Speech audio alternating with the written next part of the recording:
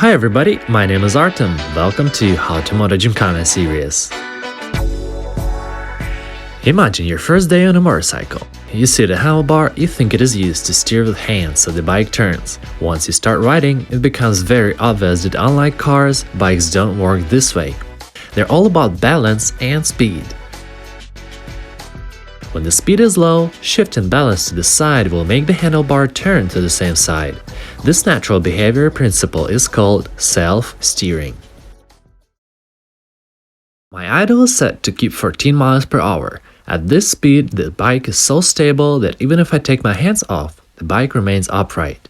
As I try to disbalance it with my lower body, the front wheel compensates the leaning angle I create with self-steering. And the bike gets back up because it has enough speed to overcome external forces like gravity and myself. The faster you ride, the more stability your bike gets, so any speed over 14 miles per hour will not let you take advantage of self-steering. This video is packed with information that is difficult to comprehend just by watching, but easy to feel once you try it. So feel free to come back and re-watch this tutorial after you try certain things in your practice. Ideally, you must have a protected bike with adjustable idle, wear full gear, and understand the posture tips from my previous video. If your speed in first gear with factory idle is more than 8 miles per hour, most likely you will need to increase pocket radio to be on the same page with me. To initiate self-steering, tilt your pelvis, just like in belly dancing. Think about your hip bone meeting your rib cage. With your upper body in the same position, lean your bike by tilting your pelvis, and steering will kick in right away.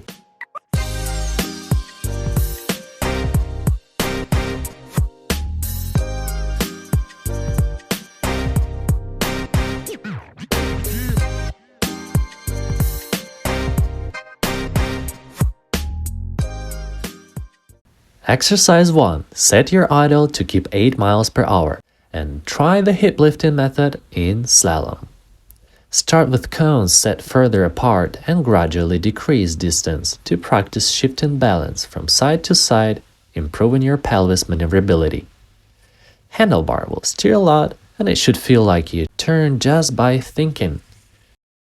Try one-hand slalom as you feel like increasing difficulty. This exercise will help you understand how to initiate steering easily. Next exercise is a complicated element and takes a lot of effort to master it, so once again, you need to protect your bike and knees so you're not afraid to try something new and fall. The goal is to master balance at full lock, hands-free rotations, but you can start with one hand on the handlebar. Initiate steering and keep on turning your head further inside.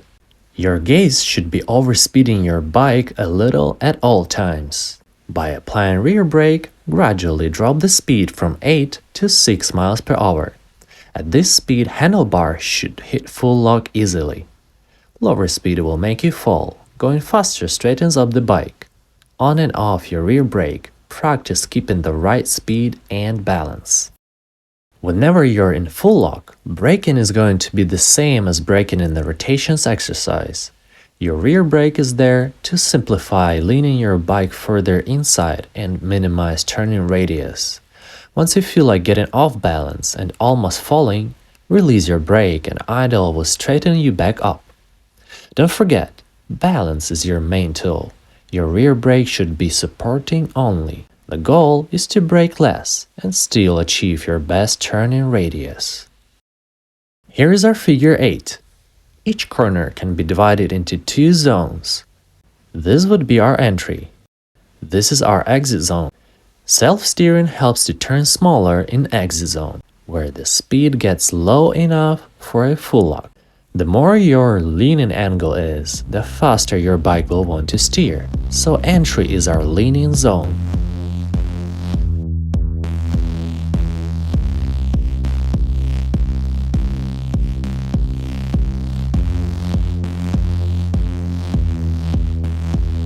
Learn more about corner entry and leaning to steer faster in my next video. To improve your time in GP8, improve your rotations GP first. Getting closer to 20 seconds means that you have mastered full lock at a high level. Remember the feeling of your best rotation and apply it on figure 8 layup to imagine a perfect exit.